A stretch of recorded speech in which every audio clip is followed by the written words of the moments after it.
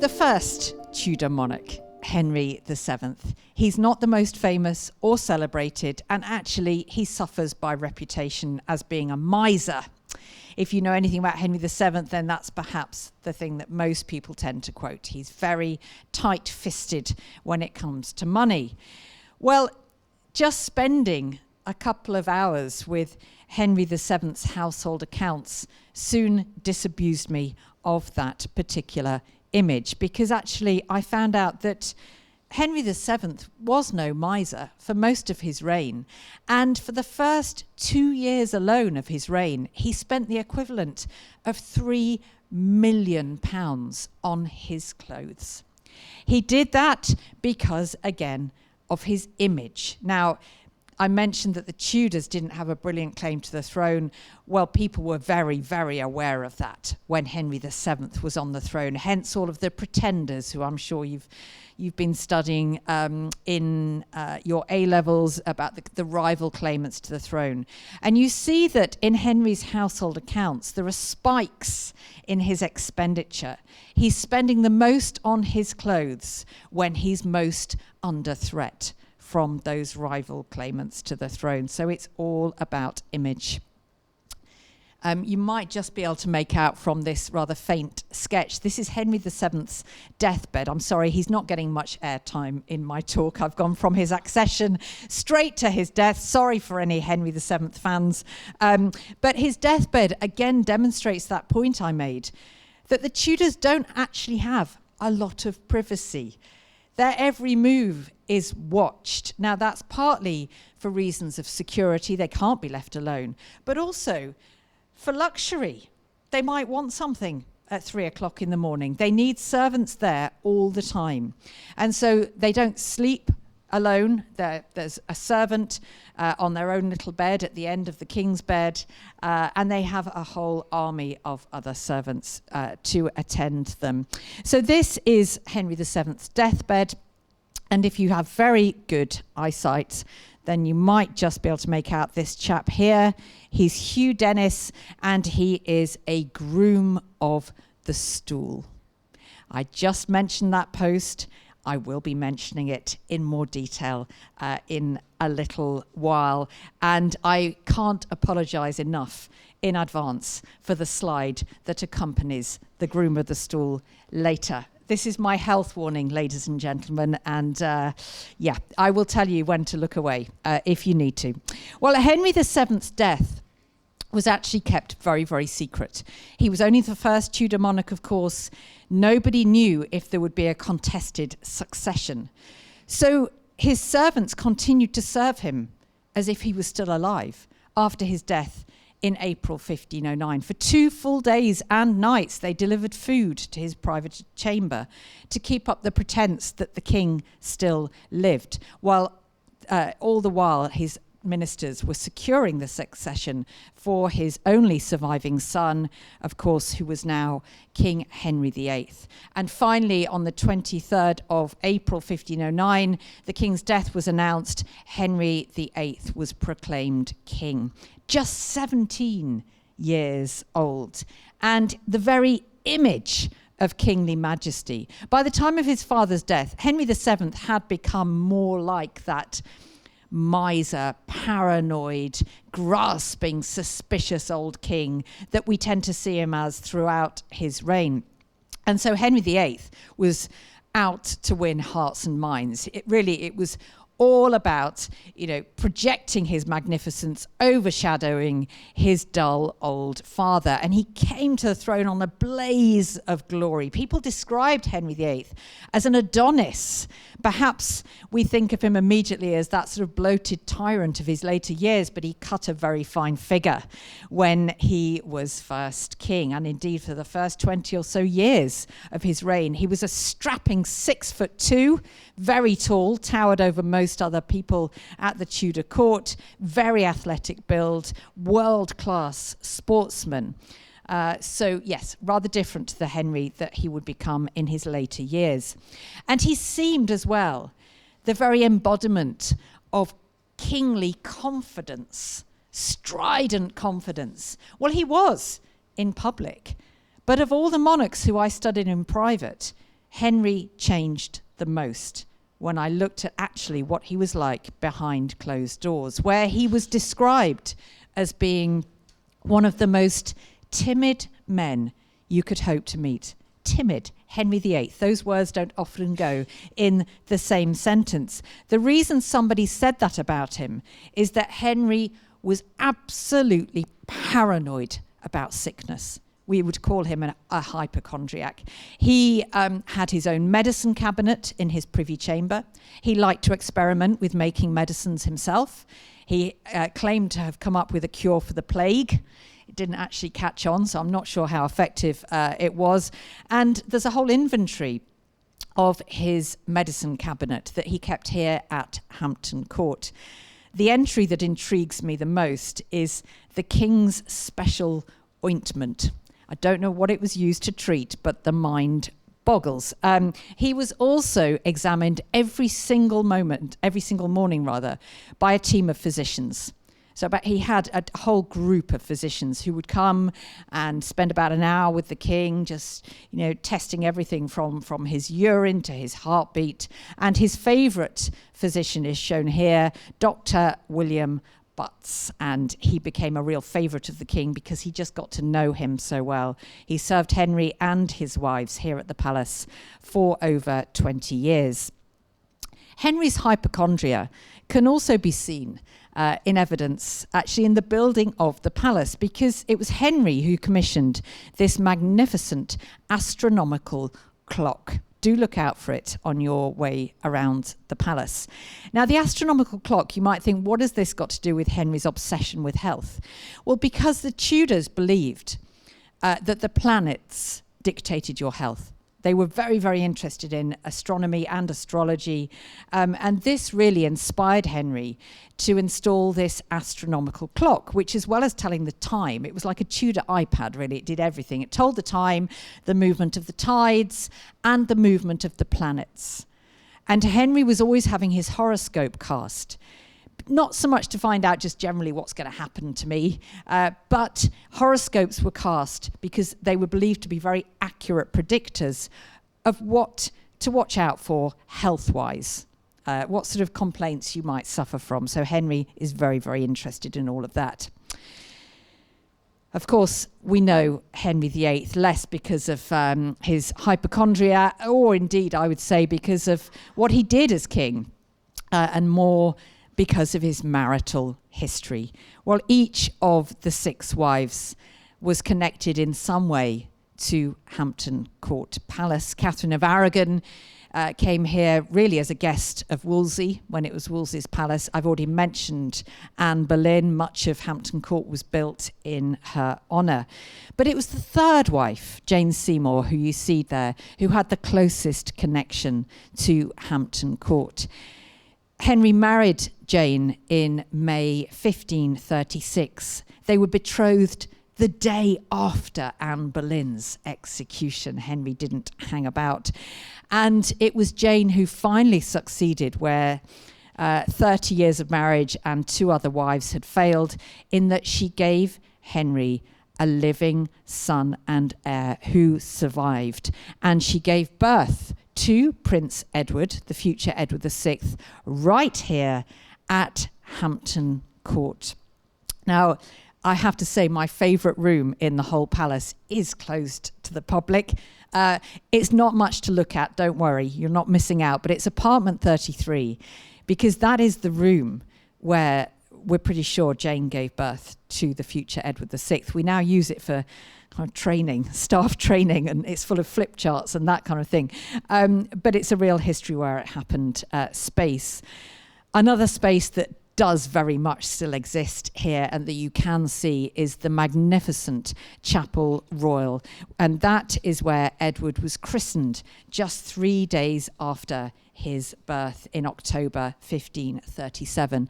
And a magnificent christening was held because Henry VIII was so triumphant. He had a son at last, and he wanted to tell the world all about it. So he had a huge octagonal platform built in the chapel so that everybody got a bird's eye view of when his precious jewel, as he called Edward, was formally baptized. Magnificence really was a running theme throughout Henry's reign, and applied not just to his son, who was raised for a lot of the time here at Hampton Court, but to the king himself. Now, you've heard about walk-in wardrobes, that kind of thing.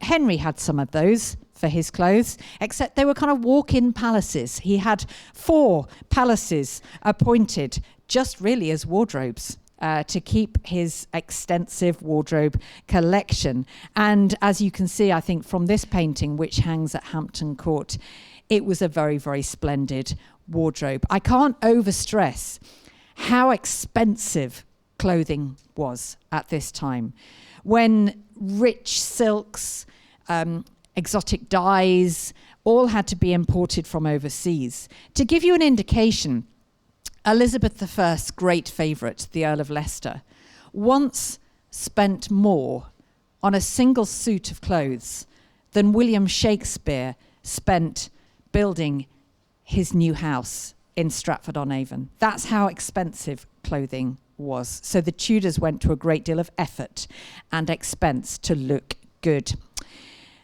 Sadly, the vast majority of the Tudor monarchs' clothing has been lost. But we do have a rather intriguing item here at Hampton Court that just might have been in Henry VIII's wardrobe. It is this rather magnificent hat. It's known as the Bristow hat, because it was kept in the Bristow family for many, many hundreds of years. Now, the story goes that Nicholas Bristow, who was keeper of Henry VIII's wardrobe, actually was given this hat. He accompanied Henry VIII on one of his campaigns to France, the Siege of Boulogne in 1544. And when Henry was victorious, he'd been wearing this hat. He threw his hat in the air. Nicholas Bristow caught it. And according to the story, Henry said, "You may keep the hat."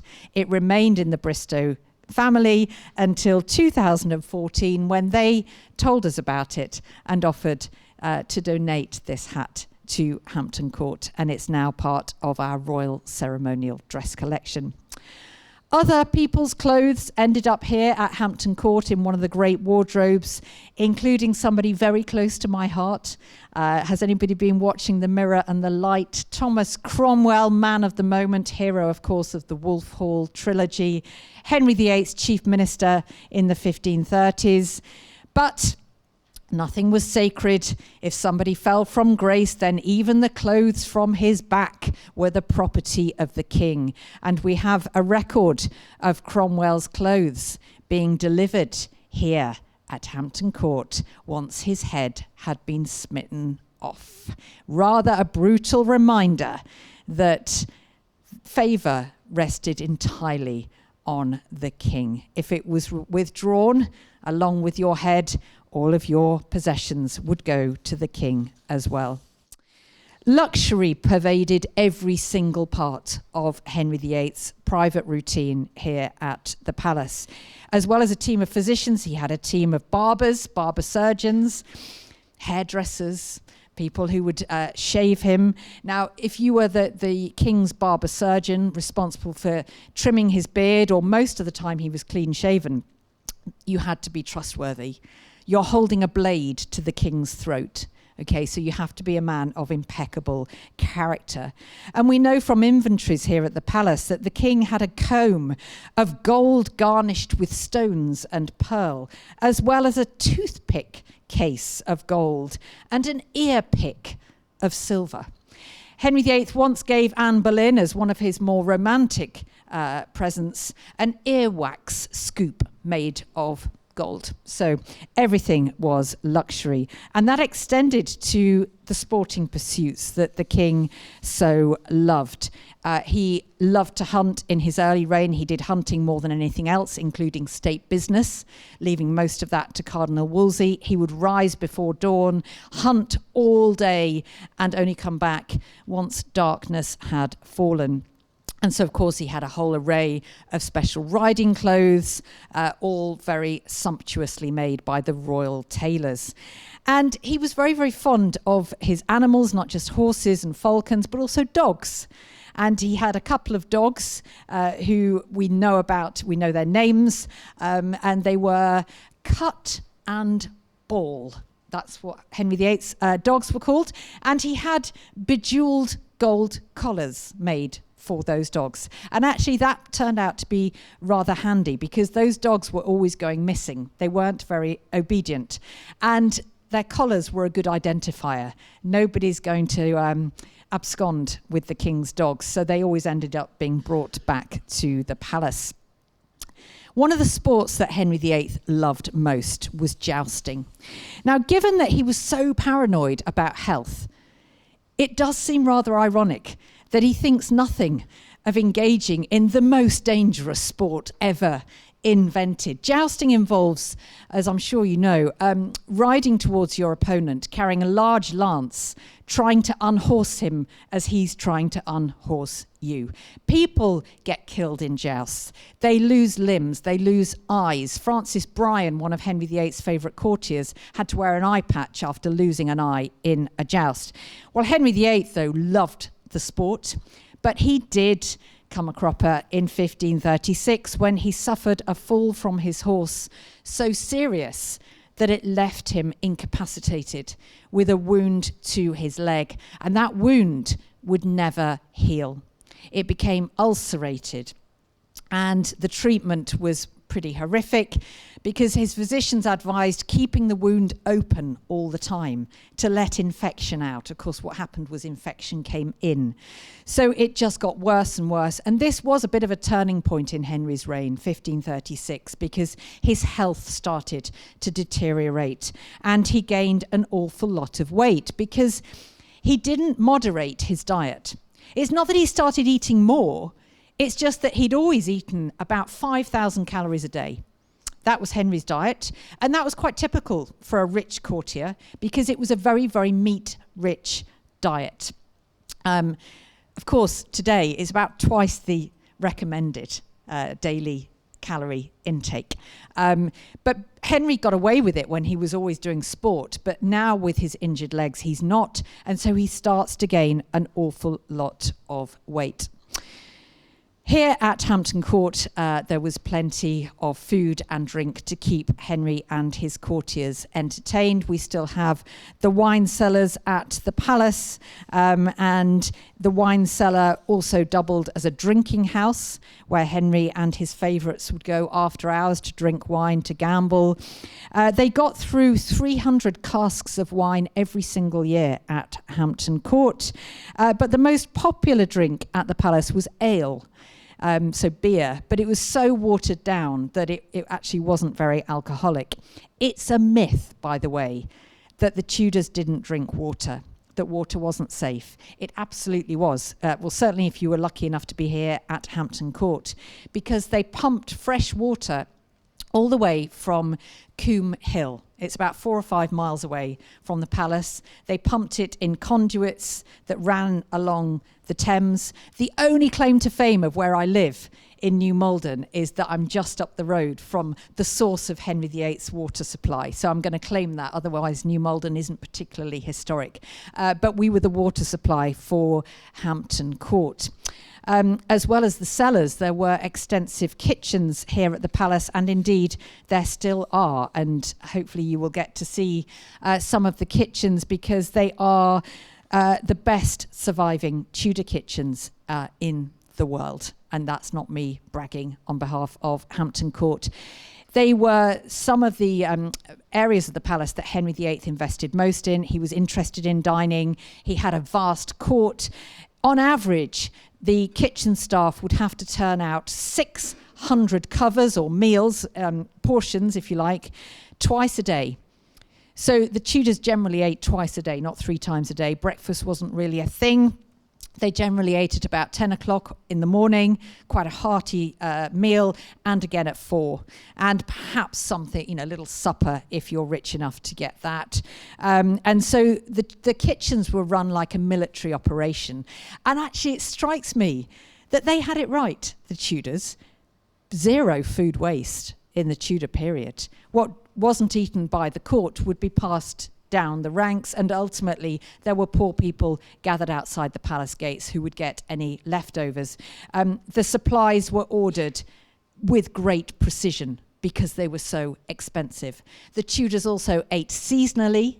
They ate locally. So as I said, I think they kind of had it right. We're coming back to a lot of that today. I think we can learn a lot from the way the Tudors ate. It was a very, very meat-rich diet, as I said. And so that did lead to a few issues for the king and his court. I mentioned the king's accident and how he rapidly gained weight, and I think you really get a sense of that in this sketch of Henry in the 1540s.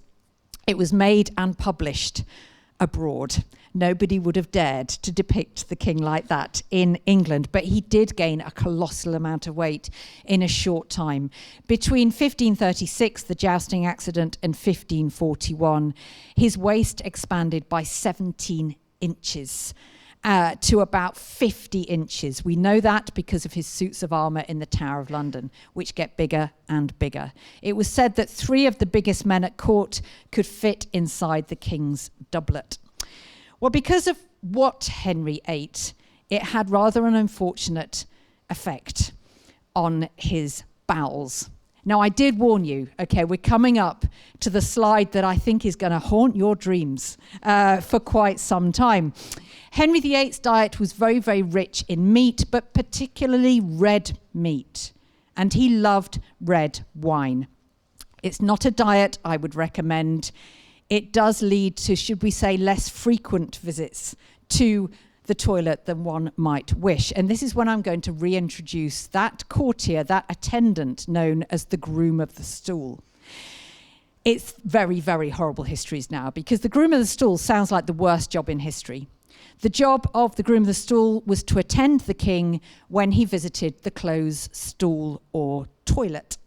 And so there would just be the king, the groom of the stool, in the water closet, and the groom of the stool would have to stand and wait while the king had finished his business, and then he would have to clean him up before he got sent back out into the public court. Sounds like the worst job in history, doesn't it? It's the most sought-after position in the whole Tudor court.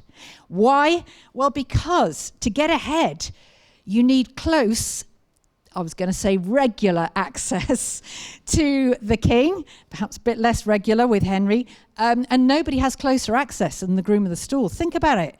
You've got a captive audience there. If you're the groom of the stool, you can ask the king for all sorts of favours for yourself and your friends while he's doing his business. But the thing is, Henry's bowels are starting to give him some trouble in the later 1530s. And so the groom of the stool then, Thomas Heneage, really has to earn his keep.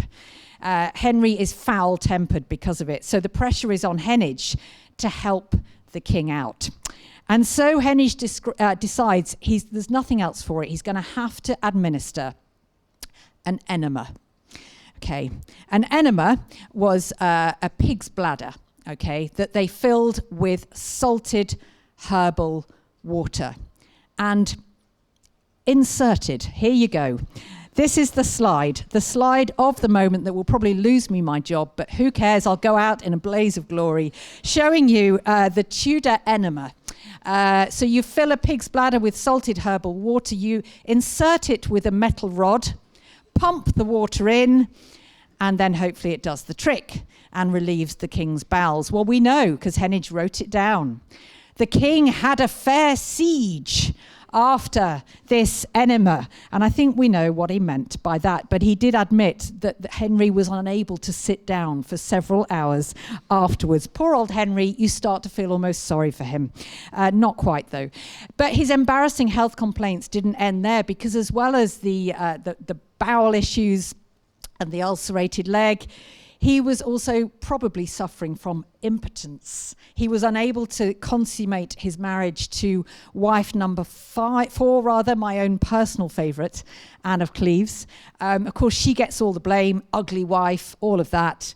don't think it was quite like that. I think she had more cause for complaint. Henry was not exactly an oil painting when he married her in 1540, but he had high hopes of the marriage, commissioning this glorious bedhead that still survives, that you see there, full of fertility symbols, but the marriage was not consummated. Henry by now was so humiliated by what he had become that he retreated ever more into his private apartments. In fact, his privy chamber was no longer private enough for Henry. So here at Hampton Court, he had new secret lodgings built, almost a privy chamber within a privy chamber. They still exist. They're just off Hampton Court. And this is known as the Bane Tower, Bane meaning bath, because the privy chamber, the new one here at Hampton Court, had everything, so that the king wouldn't really need to leave the privy chamber. A bathroom, a wardrobe, jewel house, and of course a bedchamber. By the end of 1546, it was obvious that Henry VIII didn't have long left to live. He managed to attend the Christmas celebrations at Greenwich, but then he retreated to Whitehall with just a few private attendants, and it was there that he died in January 1547.